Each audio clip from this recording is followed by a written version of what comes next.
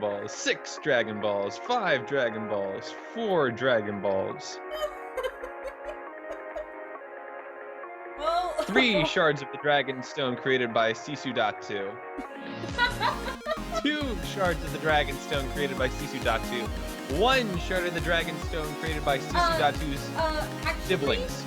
Actually, it was Sisu and her siblings, so the water dragons.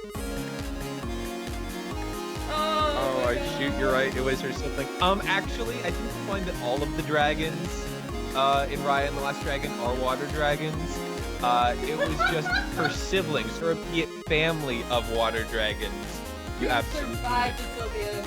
I'm not gonna lie, I expected all of them to be like different kinds of dragons, and the water dragons were the ones who were immediately like safer from the Droon or whatever, and that's why they survived. And then at the end, they just all are water dragons, and I was shocked by that. I mean, that would make sense. I'm sure that may have been on some animator's notebook at some point while they were trying to figure it all out. And then it just got slowly melted away as they tried to figure out how we're going to fit this fantasy novel into the scale of a tiny Disney movie. And it fell onto the cutting room floor. Now it's just water dragons. And it could also have been just all dragons, all water dragons all the time. As I understand it, water and dragons kind of are very essential to one another, in a lot of Southeastern dragon mythology. Yes, well, I think this cold open has gone on long enough, and if it isn't clear what we're talking about, we actually started on topic this time. Could it not be obvious? Is there any way you can listen to a podcast without reading the title first? Like, is that a thing that a human could do? Like, I guess we upload a new episode, you were already listening to a podcast, and then your phone decided to listen to us next. Then it'd be a surprise. But come on, no, that didn't happen. That didn't happen. You know what we're talking about. You know why we're here today. Tell them why they're here. Tell them why they're here today, Tiger Eyes. Tell them who their daddy is. Okay. This is the latest episode of our podcast. You didn't catch that. And today we're going to be discussing Raya and the Last Dragon. Why he's having me do the introduction, I have no idea, because technically I'm the one who watched it last.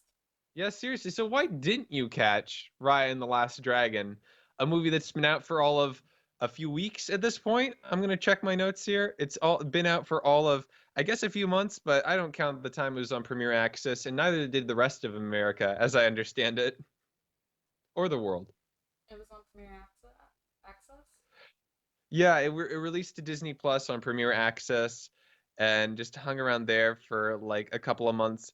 And then sometime, in the summer was released so everyone could watch it. And then everyone watched it then, I suspect. As I understand it, it did pretty terribly. Well, I wasn't paying extra money on an app that already gets paid for to watch movies, to watch a brand new movie released on said app. So that would be part of the reason why.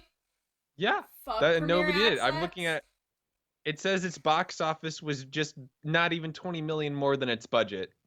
It bombed badly. Yeah, but so I ain't paying extra for it on an app that I already pay for. Nobody did. And but yeah, I didn't really like the dragon's face. It was too human for me. It's really unfortunate that Tiger Eyes had such bad opinions that we had to kick her off of the podcast. And now we brought on a robot simulacra, an AI that I've trained to be just like Tiger Eyes, but with like 30% fewer trash opinions like that. You want to know? Now, I will have to be reiterating the AI throughout the podcast. So if you hear any weirdness coming from the Tiger Eyes AI, don't worry. I will be adjusting in the background to make sure that goes away. So again, Tiger Eyes, you were saying about Sisu, the greatest dragon ever to grace the silver screen. You had some great thoughts about her. What was that? But Noah, I even have ears this time. I have red cat ears for my headphones now. Don't I get to stay? Okay, but all seriousness though, that and then all the Elsa memes that ran around about the dragon, and then the Premiere Access, I wasn't Oh well, I would have watched it eventually with the family, like next time I babysitted Marcella or someone. But yeah, I just didn't end up tuning in. No interest in it whatsoever. It was just too human for Robot Tiger Eyes. We'll have to work that bug out of your AI. The sad thing is, uh, Mhm. a lot of my family and friends make jokes about me being too robotic. That just goes to So show that they weren't working on your hard drive enough. You aren't robotic enough, and I'm gonna have to hit the reset button, try and bring up another iteration that makes more sense. damn it, not again! Why do you keep And doing mind this wipe, to there it me? goes. I can't talk about the movie. Ah, yes. Obviously, I saw it with family when it first became available, and then my immediate reaction was, well, we're gonna have to do a podcast episode about this one. She hasn't seen it yet. And by she, of course, I do mean the Tiger Eyes AI that I keep in a computer upstairs, uh, Mm, who it's hard hadn't to seen watch it yet, things up here. unfortunately. It's yeah, I bet it is. Not easy Wi-Fi access up here. Uh, and I know never gave you my Disney Plus password, so that'd be a serious issue for you as an AI. I don't think you've gotten like pay no attention to the rain. It's just the Dude, water dragons that are really upset about real Tiger Eyes opinions about Raya. I'm sorry, about Sisu.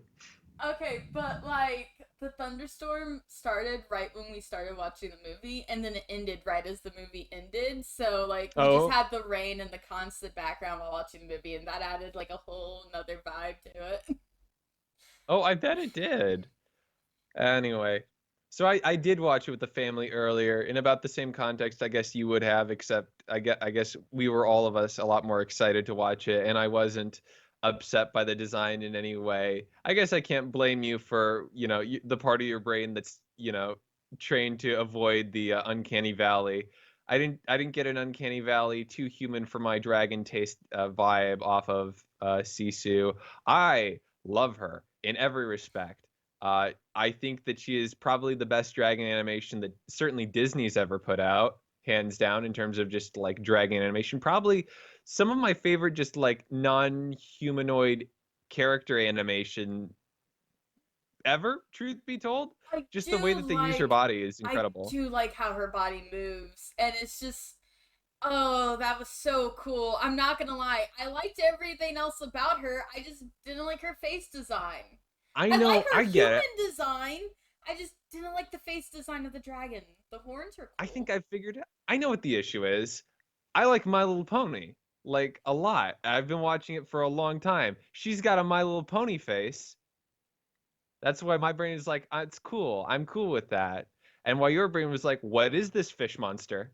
Honestly, I have not watched My Little Pony since Yeah. I think Generation 3. Yeah. No surprise. I saw Generation 1 I'm a and massive Gen 2, 4 fan. Like, and yeah, then could Generation be 3 was my expected. last one. Huge. Yeah. So there it is. I'm a big fan of the freakiest, most fish human faced generation of My Little Pony. I watched 10, not 9 seasons of that. Melted the part of my brain that was designed to be terrified of whatever Sisu looks like. And you've got the normal part of the brain. Maybe I should get rid of the AI Tiger Eyes and bring back the human one. I think maybe I need to be replaced by an AI. MLP did something to my brain. And it looks like that I'm going to need to go away from the pod for a few days and get some repairs done. So I better pack up here, Sit down. close We're up my talking about desk. the characters and the We plot. The got to plot talk is about the plot also first. important. The plot is also important. I was getting there. But like I really want to talk about Amari. We'll get to Namari. Fine, You as long know, as we'll get to Amari. so let's see here. Let's take you through the plot. Have you? Why are you listening to this if you haven't seen Raya? It's on Disney Plus. If you're the sort of person that is listening to this, you have Disney Plus. So Or not sure what you're waiting on, or you you have someone that don't. has access. Yeah, or you don't, and you're just totally cool with that fun thing that rhymes with lyracy. Um, I was just going to say, or you don't, and you just want to hear what other people think about the show that aren't like professional critics, because professional critics also often just go with the crowd. It seems like, instead of giving As constructive opposed to the crowd, feedback. which never goes with the crowd. The crowd also goes with the crowd, but I don't know. I don't like reading like professional Mm-hmm. reviews. Like, if Mm-hmm. someone's a professional reviewer and they leave a review on the movie, I don't like reading those because oftentimes they complain about the stuff I find is fun in a movie. Mm-hmm. So, oh well. Fair. That's fair. And that's true that we're very much not professionals. That I concede with. Absolutely, 1,000%. So, Why are we 500 like years this? before Raya and the Last Dragon begins, in the land of Kumandra, the land where Raya takes place, there were a lot of dragons, not just the last dragon, except, oops, we're running out of dragons, and people too, because of a What you monster gonna called do? Droon. What are you going to do? Turning people to stone. It's a bit of a bad thing. It's causing a lot of problems. And so the dragons are like the last five of them are standing there in a world almost completely turned to stone by the monstrous gas things known as the Droon. And they're like, hey, here's what we're going to do. Make a dragon stone, stop the Droon, save everybody except the dragons. For some reason, the dragons don't come back. Anyway, the humans come back, and the first thing they do is civil war and split the kingdom up into five pieces. Kumandra no longer exists. Now it's all named after pieces of a dragon. Is fang, claw, tail, spine, heart. And it's not named after like the pieces of where Sisu the dragon landed after she fell from the sky when fighting the Droon the first time. It's based off the pieces of the dragon lake they are around. So one of They are all them, just around this, yeah, yeah, so it's a dragon shaped shaped lake that water all the body, yeah. rivers are connected to. And where they sit on that body is where they get their names from. 500 years of not getting along pass, and then one guy has the radical idea of making maybe not fighting all the time and actually being friends and uniting. This does not go well for him. At his council meeting, he accidentally, his daughter, the titular Raya, invites one of the less trustworthy members of Fang, I believe, Nimari, who we stand, uh, up to where they keep the dragon stone and heart. And then Namari summons some goons, and then the goons attract other goons, and then a fight breaks out, and then the dragon stone is broken. And Hang uh-oh, the on, Droon are hang on. back. No, no, no. The goons do not attract other goons. Namari sets off a flare, and that attracts goons that were waiting in, that were lying in wait. And then everybody sees them climbing up the hill towards the precious dragonstone, and all the leaders jump in, like, "Oh, fuck this." They had hit full goon at that point. I think that it's just a bunch of goons with different flags. Yes, the leaders are goons Anyway, too. broken Turns out. Dragonstone, everyone gets a piece. Uh, and also the Droon are back because you've broken the spell that took the Droon away. And so time passes, the world is mostly annihilated. Humans are hiding around bodies of water that the Droon can't pass because they're ring wraiths. And Raya is going on a quest to try and reunite the Dragon Stones and save the world, but not unite the people because she has no trust for any other human beings. And maybe this is a plot arc that she's going to have to go through. The rest of them, she first thing she does, she finds, hey, Sisu, the dragon that saved the world in the first place. But it was a team effort. It was not just her. But luckily, if we get the dragon stone bits together, we can save the world, like I said. So they go on a quest. They make some friends in every single kingdom. Raya eventually learns maybe not to be untrustworthy of everyone. They get all the Untrusting un- of everyone. untrusting of everyone. Raya learns not to be a paranoid xenophobe with no faith in humanity. And Namari has to go through a heartbreaking emotional arc where she's trying to do the right thing at every turn, but also can't fight against where she was placed into by society, and also has a profound belief in the mission to make the world a better place that she can't properly fulfill given where she has been put by the people around her. What you gonna Things do? happen. What you gonna do? Sisu tries to teach Raya a thing or two about trust, ends up getting shot. Not Raya by learns a thing or Ryan. two about. Well, it was a team effort to shoot her. It was a team effort to get Sisu shot. Raya and Namari have a murderous fight against each other where nobody gets murdered and nobody kisses, which feels like a double loss as far as I'm concerned. Uh, and then finally, Raya's like, okay, we've got to trust Namari. Everybody gives their piece of the stone to Namari, turns to stone.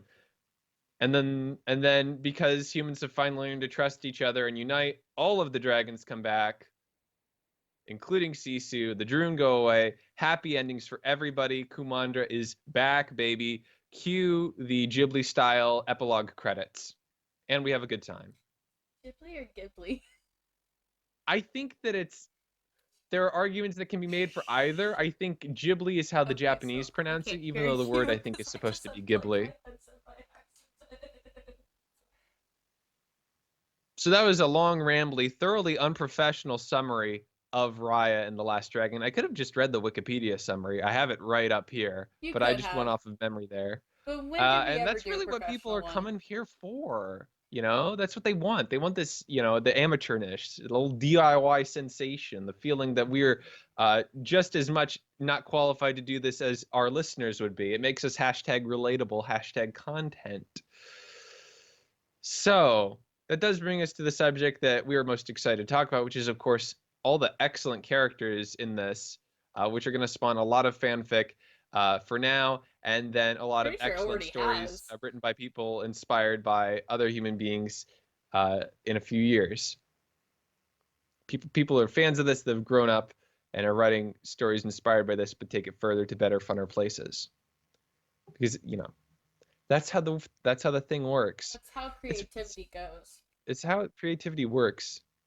And That's how it goes. sometimes your story has a wonderful positive impact on things, and other times your story changes an entire genre permanently in ways that can never be undone despite how little they make sense, and sometimes your story does both. However, I'm doubtful if Raya is going to do both. You're getting ahead of yourself. We haven't gotten to the part where we talk about all of fantasy and specifically why Tolkien sucks yet. I don't We think. had a long preamble trying to find, just not even that long, just trying to find stuff to talk about. Hey, we're not one to do context for the show much to like explain ourselves for ongoing listeners or like new listeners, but like I can't help you new listeners. We're already too deep in. You're invested. You're not going anywhere. Ongoing listeners, this is sort of a surprise episode subject for us. We had another plan in mind, except I forgot to confirm our guest, so that kind of went out the window again. So we're just kind of grabbed out of the back pocket something short and easy that we could watch in an afternoon and be ready for. So the long month of Dragons continues. The Dragon month will never Unintentionally. really end. I don't think the Dragon month really can end at this point. Yeah, we've only got one other thing planned, but who knows what could happen between now and when we finally do the Dragon Drums episode. Is that as much of part of the Dragon's Month as it is you just want to finish the story because you can't help but leave it finished, because if you leave it unfinished, it's going to bug you until you finally get to reread that third book and talk about it again? I just want to finish the story because we started it. Like, I don't know, it'd be weird if we stopped doing Supernatural episodes entirely after having spent so much time getting invested in Supernatural. I say that knowing that it's been like 3 months since we did a Supernatural episode, but you know, I'm guessing that you're also bugged by it being unfinished. I can just sort of see it in your in your face. Does not actually bother me. It does not actually bother her. So she claims.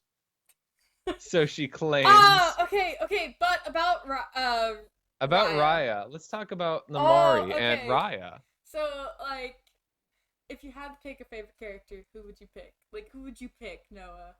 If you could only pick one from this movie, pick a favorite character. Sisu, I'd pick Sisu hands down, 1,000%. You fucking My Little Pony brain. 10,000,000%, I would pick Sisu. I'm There's not no shocked there's by no that. world in which I'm not picking Sisu. I'm not shocked Uh, by that.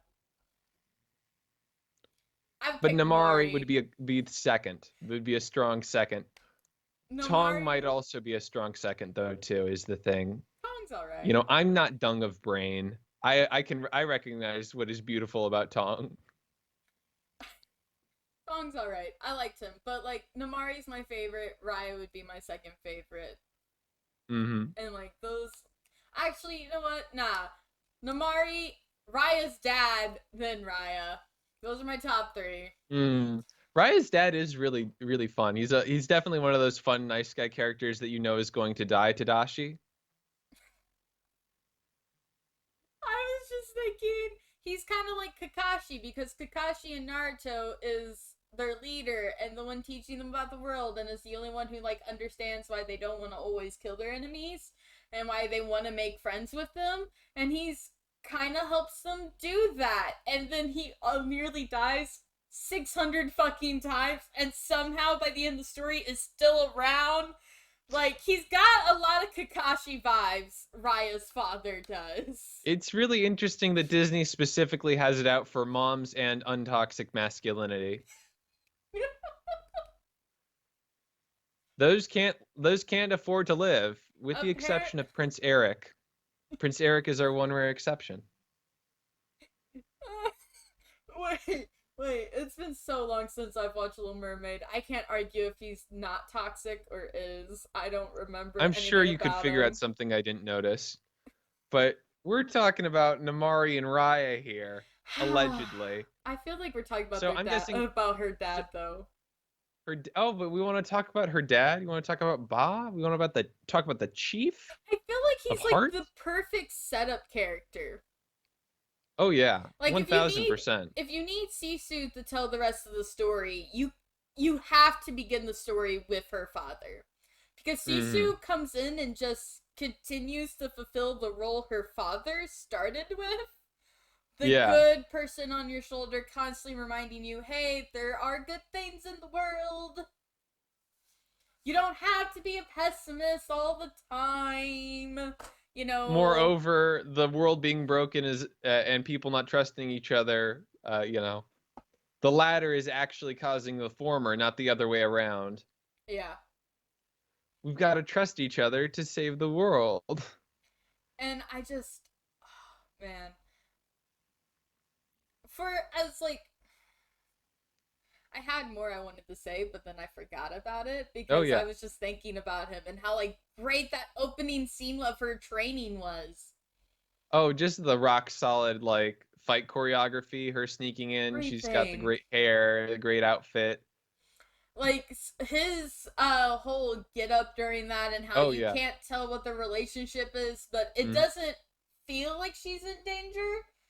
So you're not too concerned about her, even though you're kind of tense about how this fight is going to end up because you're not sure what'll happen if she does reach it or if she doesn't. Yeah. It's just that the soft moment between the two when it ends with him just sitting there and holding her close. Oh, the fact that Tenga's power is the one that like they used to induct their family into protecting the Dragon Stone for years unintentionally.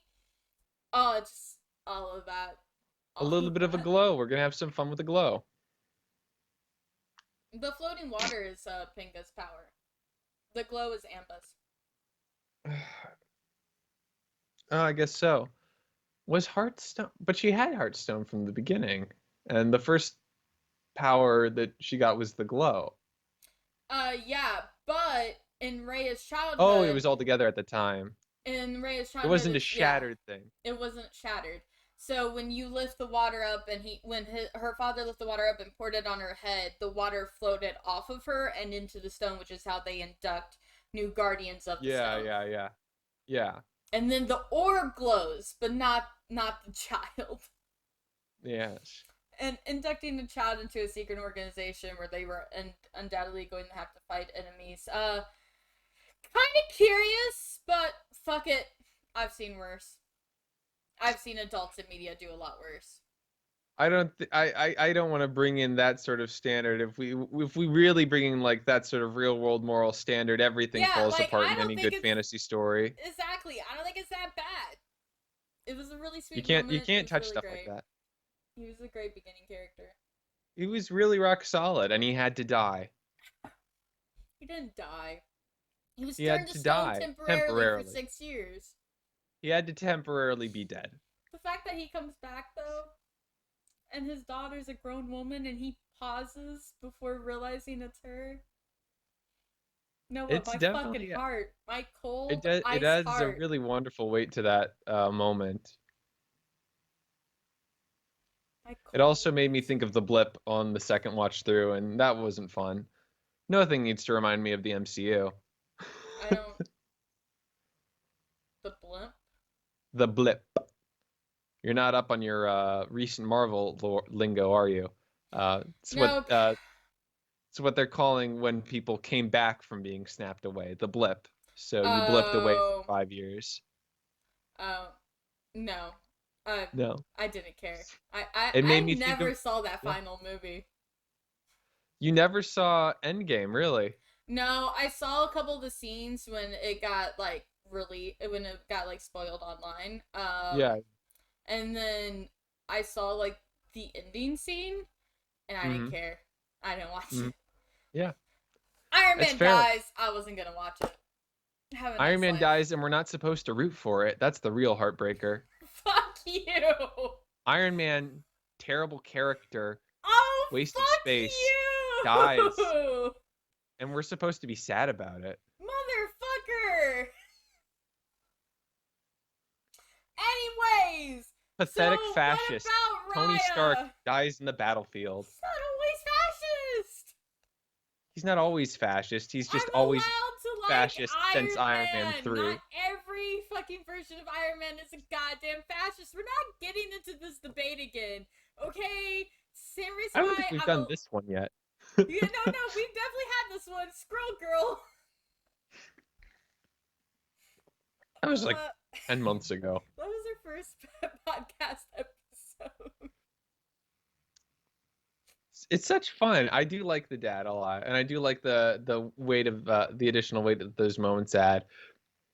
That reminds me a lot of Namari's moments with Sisu specifically. I really love the gravity of like the three times I guess she interacts with Sisu throughout, especially just the weight of that first one because they're both kind of really acting both in character and kind of radically out of character. We never see Sisu in like fierce, violent dragon mode again. This is the one and only time that she kind of leans into that My against humans. my favorite moment, my favorite part of that brief moment Yeah, is when she looks to Rhea and then looks and almost says something to Namari, but then she stops herself and runs yeah, after Rhea. yeah. Because, like, if you want to talk about how Namari feels as if she's doing what she must and she's acting a certain way because she is the next leader of her tribe, civilization, then you gotta. Sisu's doing the same thing because Oh Raya yeah, for has sure. expectations for her, and they already ran into trouble when she didn't listen to Raya earlier. And she's trying to run with it, doing the fierce dragon bit, and then she's like, "Wait a minute, I this is don't. a terrible idea. I This don't is not do me. this. This isn't me. This is the wrong kind of dragon. This isn't that kind of dragon movie." And you can see that she wants to reach out and befriend Namari and like Yep, trust Namari, do the Sisu but thing. Reyha's already running away and is expecting her to follow, and they have all the other dragon pieces. So she goes Gotta with it. gotta get out of there. And on the Namari side, I love how it kind of in that moment it kind of crystallizes this horrible situation that Namari is in because of course, she it doesn't get dissected enough in this, I don't think, and we'll get into it more, but this weird perception that it was Fang's fault that the Dragon Stones broke, like she totally buys into that. Even though I think it's just patently a bad assessment and like part of a larger thread that I think the movie doesn't fully actualize, which is this idea of how the different lands miss each other, have biases against each other. It's kind of there, but it's really never brought to fruition. And I think it's kind of epitomized by this, like taken as a given that Fang is responsible, and that Namari, and also kind of Namari believes it, and her mom believes that other people believe it. But Namari sort of has this Internalizes guilt it. that she's yeah, and yeah, she internalizes it. She's carrying that around. she's also loves the dragons. There's a whole sequence that's just about her respecting the dragons, the stone dragons, and she and Raya initially bond over their love of dragons, and they nerd out over it repeatedly. Uh, and here she is trying to chase down Raya, trying to like enact some revenge for how she's been pinned with this blame, trying to kind of do the thing for her mother and also just for herself. It's And also suddenly, oh, it also has a whole nother layer how the scroll that was stolen was mm-hmm. the dragon scroll that her and Raya first bonded over, that she Oh allowed yeah, her to see before giving her a gift. And yep. then she mocks Raya for trying to find a dragon, only to find out she was mocking the dragon right in front of Raya. Oh yeah, just 1,000%. Just this, like, oh, I was wrong. My idea of what was mature and what was real were so far off. The things I wanted to believe were possible are in fact possible. And isn't that just the worst thing? Finding out that the world was actually as good as you thought it was, and that you have like overcorrected into a cynicism that is just not warranted, and now you're trapped in it, and you're facing down the righteous right thing that will do good, and you can't be on their side, and that's horrible. It almost kind of feels like she sees Raya with Sisu, and she sees Raya with the dragon, collecting the pieces of the Yeah. dragon stone. And I kind of wonder if she took that, and the reason why she didn't go straight to her mom about things like the general had was because she was trying to figure out if maybe the dragon also thinks it's her fault the stone is broken. If maybe she thinks Raya has told one version of the story and now it's obviously the only version because Mm. the only opinion who could matter to her aside from like what happens aside from her mother and her people is with the one person who blames her for everything just like Mm-hmm. herself. It kind of There's seems definitely, like yeah. Sisu traveling with Raya gives her a righteousness that Mm. wasn't earned. And yeah, this sort of anger at that sort of, well, you can't be the ones doing the right thing to save the world. You're the ones that have pegged us for destroying the world. Yeah. Even though you, that's there, it's loaded. It's got a lot of interesting emotional angles and lenses to it. That just kind of single exchange of glances, quite quite loaded for a Disney flick, to be sure, Oh, and really emotionally definitely. impactful. If you, like me, really enjoyed Sisu as well as Namari. Okay. So I talking about these two specific characters, when the movie was done, Daniel and I got into a debate about like who made the more mistakes, and I uh-huh. kind of want to know what your opinion on it is. Who do you think made more mistakes between Raya and Namari?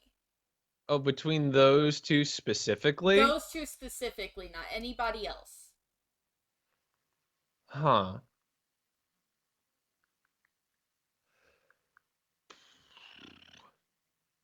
I don't know. It's hard to, it really depends on what you think of as a mistake. I think that it's not an entirely fair comparison because I think Raya had more opportunity to make mistake, about 6 years more.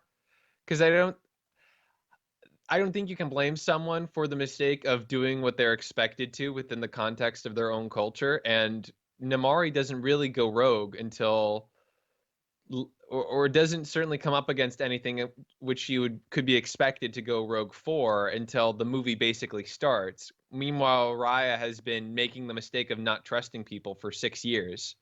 See, here's my thing. I think the movie very clearly has them share all of their mistakes. Whenever Raya makes a mistake, so does Namari, and vice versa too. And I don't think you have to go rogue in order for there to be a mistake, because even though there are societal expectations, you can still fuck up. Even if it's you're doing what other people expect you to, it can still be a fuck up. That's how I personally view things. So like when Raya trusts Namari and takes her to the Dragonstone, that was a mistake.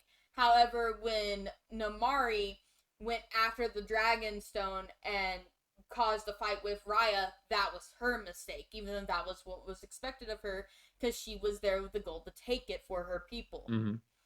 So, like, I feel like all throughout the movie, they're making the same mistakes over and over again, and every time one of them does, the other one does it too, because Namari is constantly attacking Raya and following her and going after her, and this causes Raya to constantly mistrust her and think that she's going to only cause more harm and blame her even more for all the harm that has been done.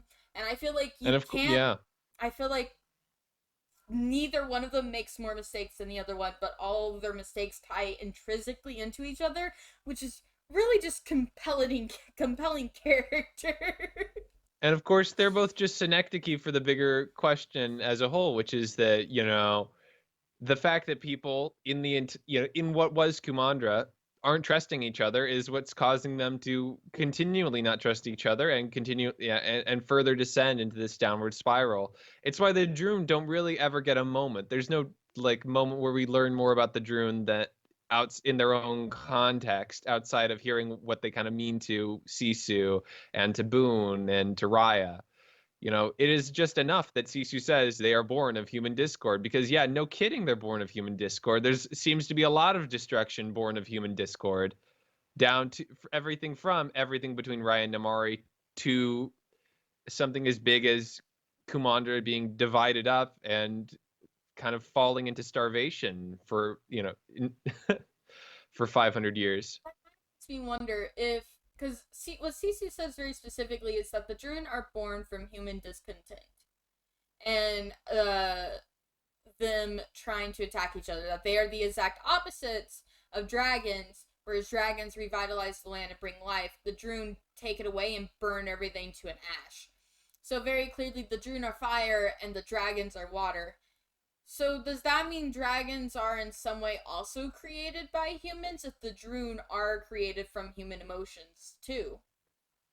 I think that's definitely heavily implied, either accidentally or intentionally by the ending, where if Droon have always been with us and are born of human discord, then the dragons, if they're the opposite, have always been with us and are born of human like trust and community. Which is why, sort of how I could mentally explain why the dragons came back when it was the humans that were trusting each other.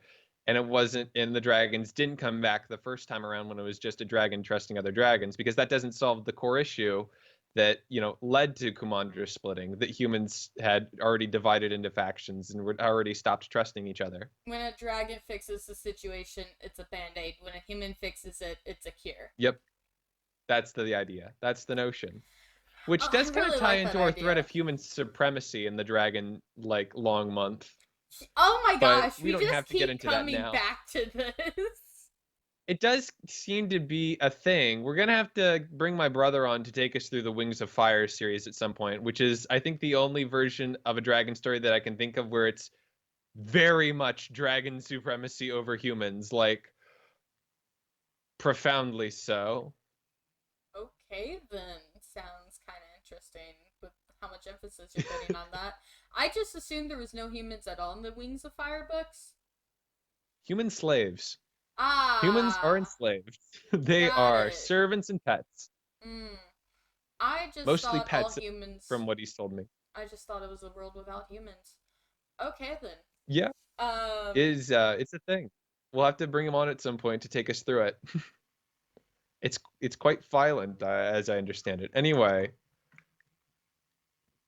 Oh, just Sisu. There's an incredible, Sisu unbending in her trust in humanity altogether. Oh yeah. Just all of that. That was so. Let's bring her a gift. Let's bring them gifts. She didn't even take them a gift. How is she supposed to befriend them? I'm gonna go get the chief a gift. Here's a gift. It's called my friendship. It's excellent. Look, Raya, it's really Namari, I'm back alive. It's an excellent. My life is a gift to you. Actually, is the thing. My presence, yes. my dragon tail hugs, absolutely the gift I'm bringing to this particular party. Honestly, I would not be mad at her if she had said something like that. It's It's valid at this point after everything she went through. when it's an excellent like unity of storytelling, all wrapped around this very well wrapped around this sort of core theme or idea. Uh, it's I think it's probably there's going to come a time when that sort of is seen as kind of like emblematic of this kind of period of children's storytelling, this sort of core unity of message. No strict moral per se. Well, yes, there is very clearly a moral, but it's Yeah. not like a parable. It's like an expression of these concepts and ideas, and using character and humanity to personify and reflect the interaction between elements in a way that's a bit more nuanced than strictly speaking a moral tale or fable would be. uh, I I'm sure that the English professors of the future will be talking about it with better diction than I have. I kind of wonder. I don't know. I kind of feel like it can fulfill the role of a fable, Hmm. but it kind of follows that same storyline. The only difference is like a lot of fables end with a dark message because fear is the way you educate instead of like, oh look, and good can prevail, which is kind of like how fairy tales have kind of like gone modernly. Thanks to who knows who, some company, I can't remember their name. God damn it. Which really just gets into the whole debate, what's the difference between a fairy tale and a fable, and I would argue their endings. That's the difference. Certainly at this point. But just what did you think of Sisu? Well, I know like you really liked her character, but besides like her design, what did you like about her? Well, I do genuinely like her intractable, desire to trust. I like how that sort of became embodied in the quirky idea of bring a gift. You got to bring a gift when we're meeting somebody and we want to make friends.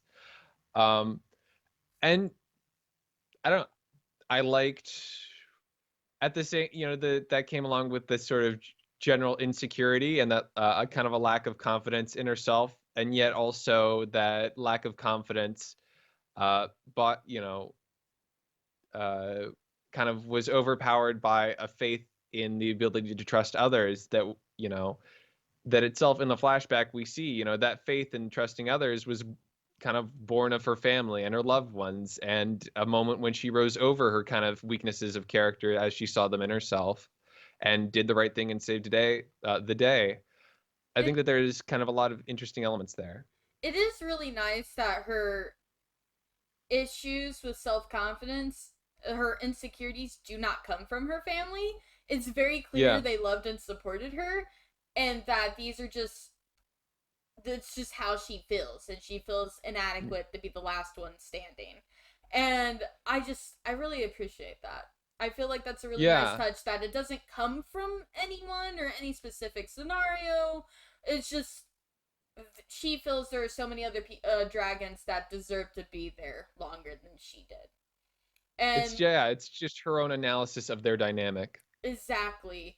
And her own view of her self-worth. And while like it's not very positive and it's wrong and she does if I feel as if by the end she no longer feels that way, but I think that's more so because everybody comes back versus her learning to Hmm. look past her issues. But Hmm. I don't know. It's nice when people are dealing with emotions and issues like that, and it's not Hmm. because of one specific person caused it, because that just Yeah. Oh feels yeah, so that's when. unrealistic to me. Like one specific person can cause that in people, but that's it's not always one specific moment or scenario or person who Yeah. does it. Yeah. It's sometimes it's It's just your just whole yeah. living condition, and sometimes it's And just internal shit. it definitely helps that they I think it really helps that they don't try to, obviously they can't, they don't have the time to, but I'm sure that there was a moment when they thought, do we have to show all of the dragons back when they were all together or like give more of Sisu's backstory?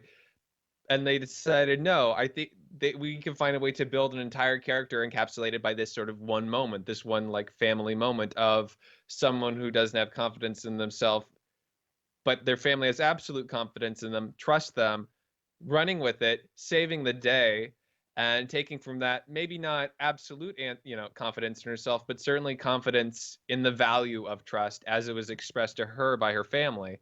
That's excellent interconnecting of character traits and elements uh, from a very small scene. It's good storytelling. Uh, and also, have I mentioned how great her animation is and how funny she is? And she's played by Aquafina. Come on, Aquafina. Who doesn't love Crazy Rich Asians? Come on now. Personally, I'm really happy Kelly Marie Tran got Oh more yeah. work after Star Wars. I was really worried she was just not going to act ever again. So I'm really happy to see her doing something. I'm kind of surprised it's still for Disney, but I heard she had fun making this movie, so good for her. Honestly, I she did hope a she great job did. as Raya. I hope she gets, disgusting amounts of money for every time somebody watches it, and for every single plush Sisu that gets sold. I'm sure I'll buy at least 7. Uh, I'm But very, very, very happy with this dragon. it's Oh, well, go ahead. sorry, you were No, going go somewhere. ahead. There is this sort of thread that I think is interesting and does connect to sort of other elements that we've seen in this never-ending dragon story that we've kind of found ourselves in. Uh, there's a dichotomy that I don't think we've really ever sat down and pointed out, but there's so many things that a dragon can be, and Mm-hmm. like is fun to be in a story. But truth be told, there are a lot of bigger, more classic elements that like modern stories don't like to personify dragons with. There's we don't really see the angry fire-breathing monster dragon much. Unless we're talking like specifically Sleeping Beauty, and that's really old, or Wings of Fire, and that's really odd. Not Wings of Fire, Rain of Fire, and I that's mean, really odd. that's what the beginning of Dragonheart was. Dragonheart, That kind of. was I mean, that was the like kind of dragon the whole story was playing with, but after the last female dragon died, Draco just was tired of fighting. but there's definitely this inference that there's like a depth to him that isn't there in kind of the monstrous, smauggy sort of dragon, or at least empathy with humanity that isn't present there. That's Smaug, I fair. guess, counts. That's Smaug would fair. count. Smaug is kind of peak dragon, really, or peak that sort of dragon. He Can loves the fire talk and the but brimstone. doesn't care about what others have to say. Can Really just talk, there to loves to kill hoard. humans, loves their gold. But there's also another trope that's like the wise counselor dragon Yeah. that has to kind of run up against fun character dragon that's good for movies. And we see kind of we've seen several times people trying to juggle them both. Draco kind of has his times where he is a rise dragon. Sometimes he's just a Sean Connery character trying to mac it up with the one female character. Um, I our still think you read too much into that scene. I still think you're not reading enough into it. Uh, I everyone's favorite luck dragon kind of starts in the wise character zone and then sort of becomes grandpa puppy for the rest of it. I'm not holding grandpa puppy against anyone, but I it is sort of simply there's also like I think a big part of the dichotomy is like Western views of dragons and like Western Legends of Dragons versus Eastern, because like in like another show I'm yeah, thinking of where it has kind of like both would be American Merlin. Dragon Jake Long. Oh yeah, that too. American Dragon Jake Long, yeah, because there are like I think almost all the dragons are Eastern, but some of them are what are more like Western based, and like the Western ones are more aggressive, and while the Eastern ones fight, it's more so for protection. And Mm-hmm. Jake's grandpa is the wise counselor who can also kick ass, but is mostly wise counselor. Mm-hmm. Although that does kind of run into kind of uncomfortable tropes about old Asian men. That's fair. That's fair. I wasn't really thinking of that. I was just trying to think of like other Yeah, yeah, dragon media that I touches see where on you're what you were going with. But Haven't watched the that in point I'm so wrapping long. around eventually to is that there's this sort of there is this idea of like a contemplative and wise and righteous sort of dragon character, and I think that Sisu really is is a well done way of making what is a character that makes weird anachronistic jokes and is played by kind of a yeah, a celebrity voice actor and says things that drive Tiger Eyes out of the movie, and has Elsa's face, and Listen, yet at this has serious self-confidence issues, but also because of reasons we've already discussed, has such a profound faith in her like moral beliefs and her view of the world that she and is ultimately proven right. That she gets to be have those wise dragon moments. Her jokey joke, let's bring her a gift, seamlessly transitions into we need to trust in each other, we need to reach out, and we need to be willing to extend faith into one another. listen, And it just that's froze well me done. when she uses modern slang out of fucking nowhere. Raya does it too. It takes me out of the story. I'm not apologizing. I'm not asking you to apologize. It feels like they were trying to do what the genie. It feels like they were trying to create another genie, like from They've been Aladdin, doing, yeah, yeah. and That's a classic move at it this did point, isn't not it? work yet again. I In not one mean, regard. I don't know. With I the was modern jokes, able it to did get not work. past. I think that we as a culture somehow were able to get past Maui saying when you use a bird to write, it's called tweeting. And Disney decided to take that and just run with it. Like, okay, we can do anything now. And it's not like they did anything as egregious as that. I mean, after that, that set the bar for like so low. Except for my bar hasn't been set low.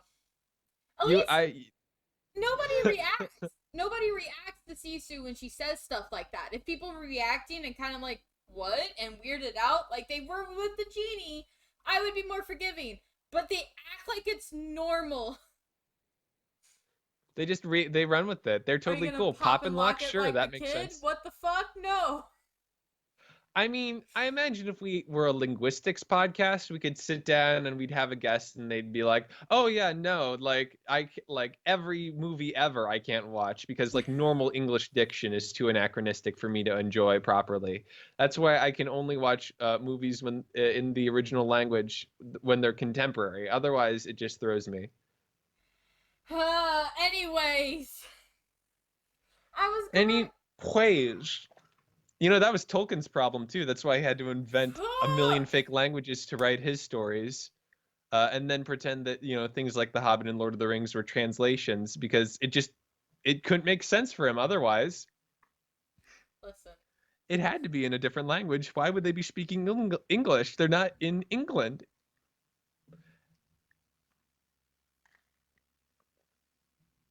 We cover a lot of ground in these episodes when we don't aren't too attached to the core subject matter. What I was going to bring up earlier because that shit all. Okay, moving on. There are some things I can agree with Tolkien on, and there are some things I cannot. Moving on. Isn't that true for all of us, truth be told? I think we all have things that we hate about Tolkien. I really hate how, like, he called elves a different race instead of a different species, and everyone has always referred to them as races then, and that's not how race works. That's not how race works. That's not what race is. That's species. You're thinking of species. There can be subspecies, and they can still have kids together, like elves and humans do in fantasy. It's fine. It's fine. That's not how that works, though. Fuck it. Ah. Moving We do on. have our fun. We do have our fun around here. I can go on about that forever, and I'm trying really hard not to. But I do want to talk about the dragon powers because I kind of wonder if maybe. So Sisu's dragon power is that Yeah. she's really great at swimming. But given how they're all water dragons, that doesn't really seem to be a power. So I kind of wonder if the ability to restore and revitalize the land is something that all dragons have, but if maybe Sisu's was more powerful than her siblings and she had never tried it, so she wasn't aware about it. Mm-hmm. But maybe there was another dragon that was like Sisu and they would know, and that's why she was the last one, because her power was still entering the orb when she fought back the Droon, but it wasn't all of her power, so it Mm-hmm. couldn't keep the Droon locked away forever. It was just keeping them suppressed for a time until she could rise again. That's where I thought it was going with that. And then Mm-hmm. the humans solved everything. And I was like, oh, I guess all of the power that was necessary was already in the orb to begin with. But like the dragon powers are really cool and interesting. I like how they each have one, and then at the end, nobody cares, and they can each do everything the other ones could do. I mean, the only thing that it's a weird thing. They kind of do throw the book away at the end, or Yeah, at least seem to. I think there's a continuity to it though. Like I think she, for some reason, still packing everybody's powers to some degree. But everybody, I guess they like aren't clear about what the distinction is for her older brother Pengu's power. yeah, Like he can bring the rain, but all dragons can run on rain. Like I think that's the maybe. notion they were going for. Or it could just be And because yeah, the orb was used to bring them all back, that they all share the same powers that restored in the orb now. I def I definitely I think it more strongly about the former. I think that that's the sort of thing they would have explained if they had time, but they didn't because They it's a didn't. 2-hour movie with way too much in it. There's so much going on in There's it. so much in the movie, and who knows? It could go anywhere. It would have been interesting if that's. I look forward to the Raya Disney Plus animated series where they go into how all the dragons have a million different powers, and we meet the Western fire dragons and all sorts of weird stuff that gets increasingly uncomfortable as the seasons progress. Okay. Okay. Dude, how are the monkeys like the best parents out of the crew until Tonga shows up? Not Tonga, Tong. Until Tong Tong. shows up. I don't know. Everybody has like an A at the end of their name, so I'm just automatically adding it, and like it was unnecessary and stupid. But Tong shows up and it's like, y'all didn't know her name was Noi? It's on her collar. Has no one changed her? And the monkeys are like, we have. We can't read. The Augies are It's just like, we've been taking care of her. These humans haven't done shit. I do love that Raya, like, after bringing on a con baby, is like, I'm never having kids, and I'm also not going Never. to take care of these kids for sure, 1000% that I'm working with. I'm never having children. These children ain't mine. They're tagging along. The monkeys can take care of the little one, and Bowen's been taking care of himself. And Sisu is like, sure, 1000%. I have no Yeah, problems with letting the baby take care of itself. I have no problems. Like, the little one cooks us dinner, and This he all seems to makes be doing sense to fine. me. A dragon. I I don't know kind if of they were wonder. better I kind of wonder if she just parents per has. se, because I kind of wonder if she has like no concept of like how humans' ages work. Like, how old are you supposed to be when you start cooking or I think potty she just has no training? concept of humans. You could end the sentence there. I think that dragons just didn't interact with people all that much. And she's just like, yeah, sure, whatever. This I is how believe that y'all this is work, how humans right? are supposed to work. Uh, I don't know. It did strike me as fun, that the baby had already found a found family. Uh, uh, and they just sort of got absorbed into the other found family that was growing, like mitochondria into primordial cells. listen, listen, listen. You have already got one pet. These are my parents. They are coming along. It was quite the fun found family by the end. I don't think we've spent nearly enough time talking about Benedict Wong as Tong, who has just just just excellent dialogue. Like Wonderful in every dialogue.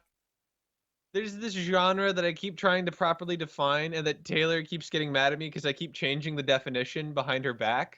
Uh, whenever we talk about it, How can I she's find media that you would like if you don't like keep the definition of one thing? the loose idea is found family that lives together on a ship or some sort of mobile traveling home that they like come back to. So Farscape, your Guardians of the Galaxies, Cowboy Bebop, but also like Avatar and Howl's Moving Castle, I think all kind of hit it in some way, shape, or form. I need to refine the definition a bit more because I think that found family is such a common trope in genre fiction that I think to set itself apart, I need to lean more into the idea of the ship as of the traveling home as a home and how essential that is. This doesn't fully reach that then because the boat is like certainly a base, but there's no like sense of it as a home, Well, if to be that distinction fair, makes sense. none of them really have a home right now. That is the closest they That's yeah, can have to one while they're on it because, anywhere yeah. else you're gonna die. There's yeah, but there's I don't know. Definitely, it's definitely the case, and that's why it's sort of on the line and prompts me to want to have like extended discussion about what does it mean? Does it have to like be an inherent theme that they're talking about it, whether or not it's a home? But anyway, what part of what excited me about Tong was that he's a character that pops up in these sort of things a lot. He's very much the Dargo. He's the Drax, like big buff, very soft dad that you love and says hilarious things. Like I've just got a bunch of just excellent Tong quotes lying around. You must be dung of brain. Your fear, it's like delectable nectar feeding the tum tum of my soul. I, I liked The it when moniker given to me is Tong. I like when Raya's like, you have no idea what you're going to do, because the moment she said that, I had also started saying that to Oh Daniel, who I yeah. was watching the movie with. Like, he has no idea what he's going to do. Hey! And then he tries to bullshit, and it does not work.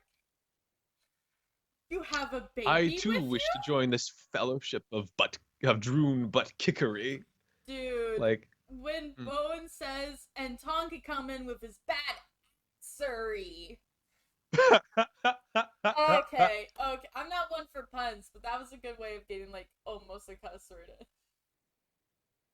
Excellent work. Excellent work around your own censors, Disney. I look forward to filling my eyeball with the joytastic image of my village full again. Oh yeah, also Tong is the saddest character because like His we baby see was other turned to stone. we see other cultures that are kind of doing really bad because basically everyone that isn't Heart, actually everyone, including Heart, is basically annihilated at this point, but especially Spine, where their Heart, main capital city appears to have all but Tong been turned to stone. Heart's the first one to get annihilated though, because the Droom Yeah. were held captive inside of Heart, and when they were released, they had nowhere to There run is no to. Heart. There's no Heart anymore. There are no people in Heart except for Raya. Like, I feel like if we're gonna talk about villages that had the worst of it, Heart definitely had the worst of it, and then Spine, because Spine was also annihilated. Those two I got do. wiped off the fucking map. Oh yeah. Aren't they the closest to each other? I think that they're. I think that everything is right next to everything else, basically. I mean, everything has like three other things on the border. I don't think that Spine is that close to Heart. I think that um, Talon is just as close to Heart. I could be wrong though. Well, I could Talon is absolutely on be. the head. Spine would be along the middle. Okay, so it goes Fang. Okay, so Fang is on the head, and then Yep. Heart is in between Fang and Spine. Then it goes Spine at the top, and then it goes Tail. Then it goes Talon, and then Tail again. So Mm-hmm. yeah, Heart and Spine are right next to each other, and they're the two that are on land or attached to the mainland, right next to each other. So of course they're the two that get wiped the fuck out. Yep. And it doesn't go into how Tong survived, but you can kind of assume he was one of the guardians of the gym, and that's why he is the only person still standing, because he was so Mm-hmm. close to it they didn't approach him. Yep. It's really it's fun. It and there that is a real standout from a lot of the kingdoms, you know. We don't man, I'm sorry that we don't have enough time to get into it. I think that there's a really interesting conversation to be had about the lenses that the kingdoms view each other through, and how effectively or not effectively they handle this idea of a biased view of each other, which is sort of, I think, should be an essential element of the story of lack of trust, but also, you know, understand why it's not, because there was so much Yeah, already going on. They had to pick absolutely. one theme over the other. And if you were going to pick a theme for a movie like this, about which one are you going to Yeah. focus on most? People's misconstrued views of each other and their civilizations, or trust is how you get through people distrusting others and work towards a common goal. And I feel Yeah. like for this movie, the latter is a lot better than the former, just because it's a children's movie and like the whole who the main characters are and everything. If if it had more time, I totally would say it should have gone with the former one with like the people's Yeah, they're very misconstrued tightly views of each wound sort of other. elements. But I respect how they're able to kind of do it with such grace, this sort of idea of trying to convey a world with some profound bias, but not a bias of specifically against any individual culture. I mean, they incorporated a bit with Fang towards the end, this idea that everyone kind of hates Fang especially, but that's that comes more from the stone shattering and them getting it pinned on yeah, them. But also yeah, but it has like yeah, so Talon is supposed Fang is supposed to have like the best assassins. That's their description at the very beginning. But you get to Talon, and while Talon is supposed to be full of con artists, and it kinda is, it also has like the best person at sneaking in it that could be an assassin if she wasn't like like a 1 year old. Like Noi can sneak past the people who are supposed to be trained assassins. Like I feel like that kind of like works against the tropey views of each other, but then again, she was also a cod baby, so that also works right back into that tropey it's view of yeah. Talon. This there's a lot of like fulfilling what sound like they're supposed to be negative stereotypes that Raya has at the beginning, but no, that's just how they are. Everybody's just like that, and that is just who they are.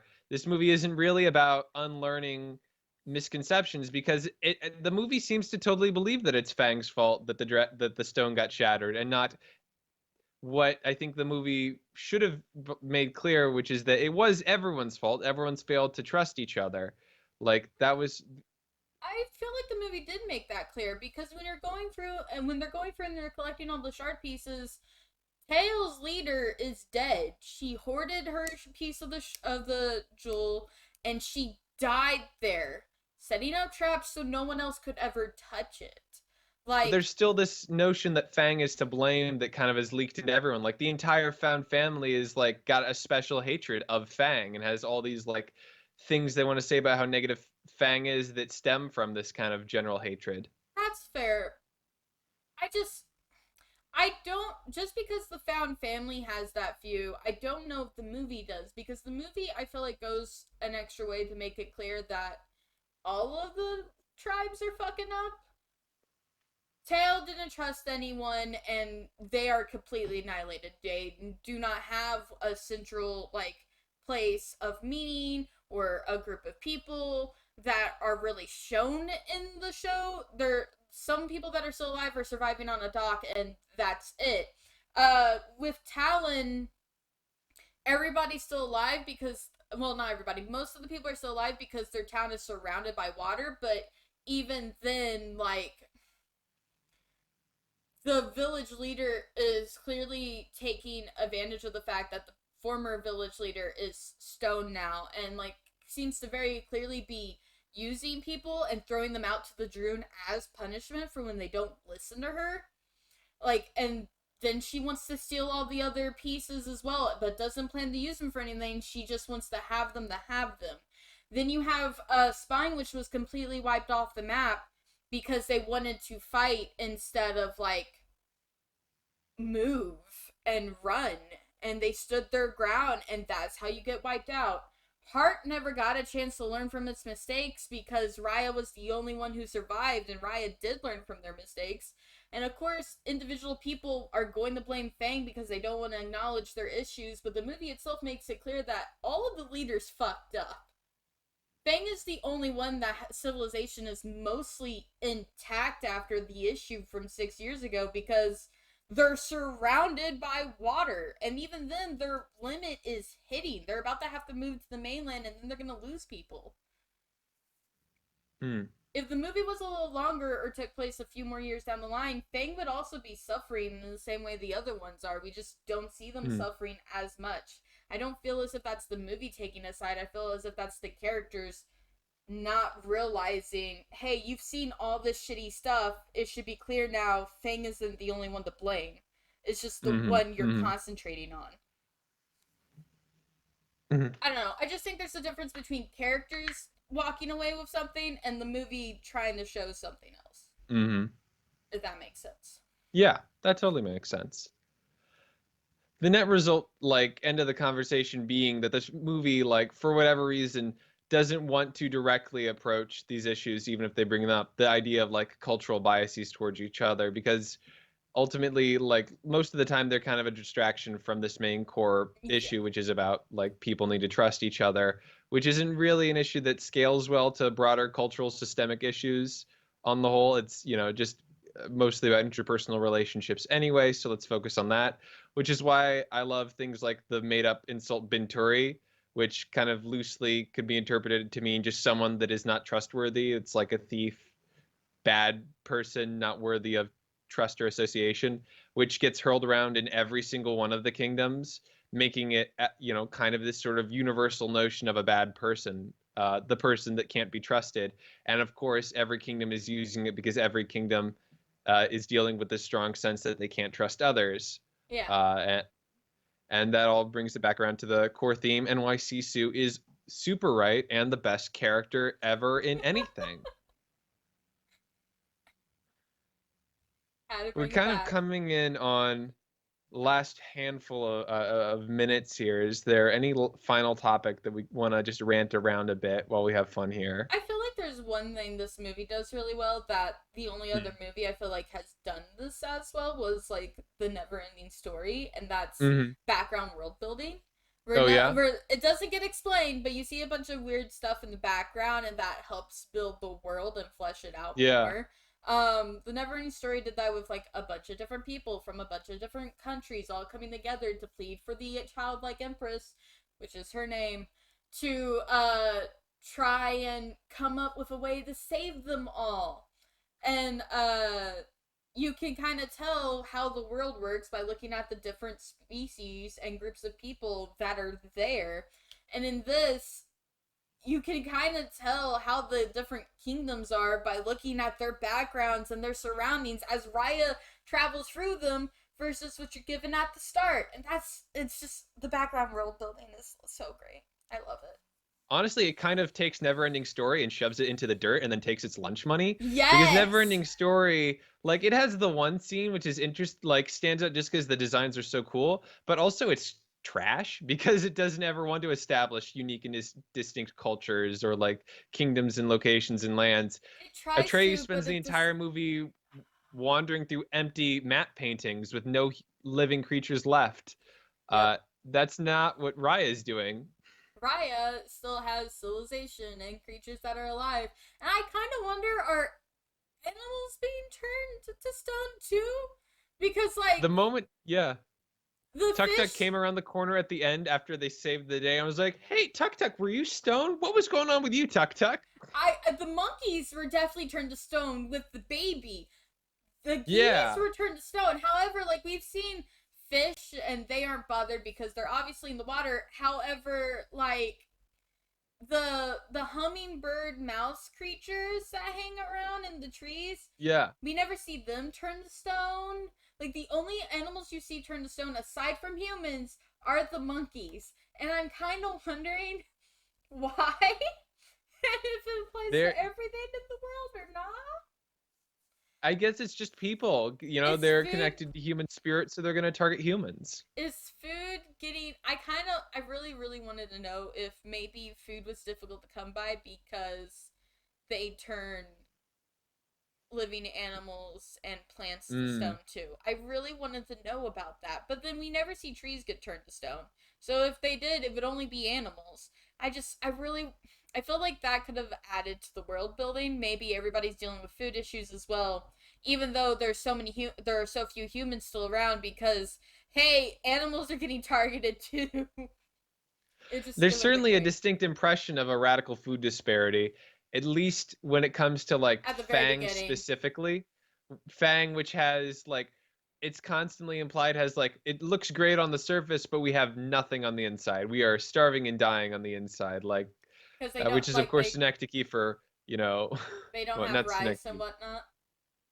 Yeah, which is weird because they're living on terraces, but they're not using them for rice, which is drove me up the wall. Like, wait, your entire city, like the one place where all of Fang lives, is terrace, but you're not getting what? Why is it just decorative terrace? You could have rice or like any other fundamental staple food that's not as like difficult to produce as rice. It could just be that they tried that and it wasn't working. Like the way the terraces are set up or the materials used poisoned the soil and therefore made it impossible to grow food out of them. But they don't say, so you don't know. This is me taking a random fucking guess. And like, It's seen, yeah, it's never, it's just, it's certainly an element though. They do like have this hinted notion about like things like food disparity that again has to just kind of be chalked up to, well, they're not working together. They're not trusting each other. They would, if only we were a unified whole and then we would get along. uh, the whole thing at the beginning is that the reason why. So before Fang was the villain in everyone's eyes, Heart was. Because Heart had Hmm. the stone and protected the stone because Heart is where the last family of dragons fell, even though humans don't remember that part anymore. Um, and that's why the stone's there. So everybody thinks the reason why Heart has so much food and is able to take care of itself and its people don't seem to have any problems is because it has the stone. But even Raya and the other people who live in Heart know the stone doesn't grant magic powers to humans. It doesn't Hmm. do anything for humans. It can affect water, and eventually you'll find out it can affect dragons, but it doesn't do anything for humans. It doesn't grant them some like unlimited source of Yeah. soil or some shit. And but the other kingdoms don't see it that way. So Yep. they just assume the stone grants them power. The stone is the reason why they always have food, and blah blah blah blah blah blah. And when they all go to take it and it breaks, they blame Fang for it, and Fang becomes the new big bad guy because Heart's no longer around because Heart was annihilated in a night. There's definitely this, sense that, that sort of vague jealousy is the core root problem, which, there's a reading that could be done that sees these as like the evil barbarian cultures that can't stand our Oh, success and hate our freedom. Uh, oh, that's not where I thought you were going to go with it. I thought you were going to tie this back into the other thing we were talking about earlier with you. There's a whole nother story you could have told, but you chose to focus on a different theme. I didn't realize we were going with like I just like ran racism. with the, well, this could be how you could interpret this if you wanted to run with it in a specific direction. Yeah, Uh, I don't. And I don't, Raya at the beginning kind of plays into that. She kind of sees the oh other yeah, tribes definitely. as barbarians and savages, and she calls them raiders and untrustworthy. But like, her father is clearly like, yeah, that's not how life works, kid. But he And it, also yeah, doesn't directly confront her about her views on them either. He's just like, in a you're bigger not gonna story, pick you a fight. definitely, you in a bigger story, or if you were talking to the writer, at some point, of a story that was ongoing and bigger than this, you'd want to say, hey, so where did Raya's views on this come from? But this is a Disney movie, so we don't have to answer questions like where does a person's views about outsiders come from, because that might lead to some uncomfortable conclusions. Especially since like her Whoops. dad doesn't seem to have them. Like Yeah, he that's the seems to thing. be It's this very weird like, adamant against the stereotype. So where the fuck is she I learning this? so they're so that yeah, I mean, that like, so are they coming from Heart? Does Heart genuinely believe it's like superior to the rest? There's got to, but we can't get into those because this movie doesn't want to be dissected that much because we're a month out of Terrence Malick, and In the end, uh it's a children's movie. in the end, and it's not just it's a children's movie, it's very specifically like A Disney mass market children's movie. blockbuster children's movie that's not trying to like really do all the heavy level thinking. It's good. It has excellent continuity and like unity of theme, that as personified by characters too, but it's also not meant to be like a critique of systemic interactions between people and views of other cultures and colonialist gaze and all that fun stuff. Yeah. But on a positive note, and let's end the podcast on a positive note for once. I just noticed you used "Everybody lives just this once," and that's a Doctor Who quote. And I don't know if you know that's a Doctor Who quote. But that's a Doctor Who quote from my favorite Doctor, the Ninth Doctor. Mm-hmm. So everybody does live just this once in this one movie. All That's the the only parents Doctor I've survive. seen in their entirety. Everything else is that's in fact that's I saw a little of David Tennant, but it came off of Amazon Prime before I could watch anymore. So it was just that one. I was like, oh, this is pretty good. I hope it's this same level of quality consistently for the rest of the series. I didn't enjoy the Matt Smith season as much, but I did enjoy Peter Capaldi's run of it. Mhm. It got a little I look confusing forward there to. for a little bit, but it gets better. Anyway, did you want to talk about the Yes, resurrection? I That's why I did, wrote that because down. this is like the one Disney movie where like a parent's not doesn't die during the movie by the end. Like they all come back. All the parents come back. I mean, she has the advantage. Like princesses are allowed to not lose a parent if their mom has already died of being off screen. But that's the thing. All of them have lost family. Tom lost a Hmm. kid and a wife, Yep. but Yep. like everybody else lost their parents. That's And they true. all get them back. Bowen gets to That's go back fair. to That's his not a common entire thing. family. And like we're happy to see it. I'm not gonna lie, that kid annoyed me at the beginning because he wouldn't stop. Like talking modernly. It was annoying the shit out of me. But in the end, he was a good kid. He was a good kid trying his best. Ah, boy. On reflection, on the second watch through of this movie that's super brand new and not at all super tied to me, I don't know. I feel a lot happier with like how like it well written it is. I can see a bit more clearly how very kind of right now this movie is. It's very of our times for YA stories. Mm-hmm. But it's good. It does a good job of personifying a lot of what I think are going to be very common tropes of this era. Uh, it's also really fun and groundbreaking in a lot of cool ways. It's fun to see, a more pan Southeast Asian like fantasy in a fun way. It makes me kind of feel like I really ought to go and read some authentic, not like through the lens of white people and Asian American writers kind of channeling these lenses from other cultures. I really want to see what is it coming from straight Asian American voices or even straight Asian voices, their fantasy, stories, because I bet those are super mind melting in all sorts of I fun ways. actually have some nonfiction stories for you to read then, if you want Oh to. yeah. Because most of the books I read along that lines are either nonfiction or they're realistic fiction, which is Hmm. basically like they're written within a time period that happened in the author's life, but with fictional Yeah. characters instead. Uh, yeah, there's a few I think you would like. I And I really will need to get send my them hands to on the your fantasy though. way. I want to see what nonsense they're doing with dragons. That's fair. I have not dwelled deep into that side of fantasy, mostly because uh school. I read a lot for school. I don't have a lot of time for fantasy unless it's for this podcast anymore. So, what are your thoughts on the movie besides your weird, objectively wrong opinions about Sisu's character design? I honestly, this is the only movie I feel like does the rivals to friends to enemies to friends to potentially lovers art trope really well. Like in most movies and shows, I hate that. Sasuke and Naruto, I fucking hated it. Fucking, I don't really like Goku and Vegeta at the start. It took a long time for me to like their friendship. It's just, it's not something I enjoy, but this movie made me like it.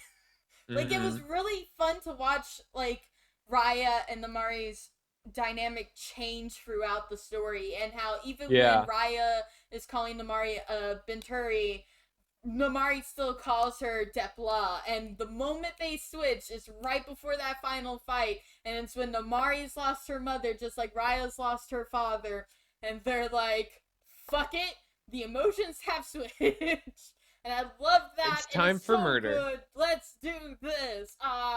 So great. I really enjoyed it. Yeah. I hate all the modern lingo, and I feel like if you're going to do something that's supposed to seem older, you should really don't just create a couple words that are just within that culture. Just fucking go into it. Just make a whole new language. It. Be like Tolkien is what Tigrise is trying to say. You should look at Tolkien and you should emulate all of Tolkien's decisions around language in your fantasy. That's what you have to do. It's exactly like what Tigrise was just saying. Tolkien is the ideal, and you should be emulating Tolkien in your fantasy storytelling. Oh my really think about how Tolkien talks about cultures and people, and who gets to be a full person. Really emulate that. I think you really need to look at that. Tolkien talk about cultures. Tigrise was just talking to me how much she loves Tolkien and every decision Tolkien ever made in his fantasy storytelling. You know Hang on. I really do enjoy a lot of Tolkien's works. However, he was extremely wrong in a lot of regards. For one, he was a big fucking racist. For two, he was a huge ass Christian who thought everybody else was going to burn in hell forever. And fuck him for that, quite frankly. Three, he was wrong. He was wrong when it comes to other cultures. So much of it was wrong. His world building is very skilled, but he was so wrong about other cultures. Don't emulate everything about Tolkien, and stop calling your fantasy species or subspecies racist. Race is an entirely different thing. Stop it. Don't do it. We have no idea what's coming up next week because we barely had any idea what was coming up this week. But that doesn't mean we're running out of ideas. It's just that we have so many. That certainly is not the issue. It is just a matter of we've been kind of off the ball lately. I've just gotten a new job. I'm moving tomorrow. Yep. Yeah, I'm actually moving tomorrow. We've got all sorts of fun stuff in the pipeline. We've got fun guests. We've got maybe an end to the Dragon Month eventually. And then after that, we'll have can we talk about this now? We're doing a sci-fi month. Afterwards, maybe there'll be time enough for a break in between Dragon Month and Sci-Fi Month where we can get back to like some other ongoing series or something. We should do Supernatural if you watch enough episodes. We really should do a Supernatural episode. We're quite due. That is if we don't finish this Babylon 5 season before. Honestly, you might want to just throw that at the end of the Sci-Fi Month because we're almost done with this second season, and it's going to really break Tigrise's brain a bit when we get there. I'm about to see Kosh's face. Oh, it's going to be fun. Oh, it's going to be a lot of fun. You have no idea what the links I've gone to avoid seeing Kosh's real face anywhere on the internet. That way I can be fully surprised by this show. It would have been quite the trick for you to see Kosh's real face, I think. Anyway. I've like blocked the word Kosh everywhere. Because We've got fun stuff in the pipeline. Thank you so much for listening. We've just had a lot of fun watching Raya, except for the parts that weren't fun. But, you know, it was on the whole a great time. Kudos to the furries. This is a real win for you guys. How? I assume they're going to just run with Raya, with the... Do dragons... Sisu. Do dragons count? Oh my god. Do dragons count? Do dragons count, she says. No, because, like, some dragons have fur, like Sisu, but some dragons have scales, like the Ninja Turtles, so wouldn't that be... You know what, wouldn't that be Scalies? Scalies is really just a subcategory of furries. They also count as a furry. It's, you know... It's not a strict, like, line. It's more like within the furry community is this group. I'm sorry, I'm not, like, well-versed on the furry community and terms. I really just know what scalies are because of... Stop looking at my pillows. Stop paying attention to all the scaly monsters in the background. All these very attractive lizard men. They're not attractive! The Teenage Mutant Ninja Turtles, leave them alone. They are not attractive. If you're attracted to Teenage Mutant Ninja Turtle, you better be like a teenager going through a phase. How can you say such horrible things about Michelangelo, an objectively attractive man? I mean, Leonardo, clearly not attractive at all. I don't understand anyone that likes Leonardo, but Michelangelo, yeah. Absolutely. I'll give you Mikey. Way too long. I'll give you Mikey if it's like grown up Mikey. Yeah. Okay. Donnie 2, I think Raphael is salvageable. Leonardo is a wreck of a man that should be abandoned in an alley. Oh, my brother would hate that. Leo's his favorite. He's the Cyclops of the group and therefore a waste of man. Man, we've really got to get into your issues with like the Cyclops and Leonardo's and just like how you hate I'm any just so character responsible. that's, That's kinda my like angst. I'm just so responsible. Oh, this is my oldest brother burden. Oh. Oh. Thanks for joining us. I've been Noah. Relentless. I've been relentlessly Noah. Congratulations to everyone. Y'all just caught Raya in The Last Dragon. See y'all around.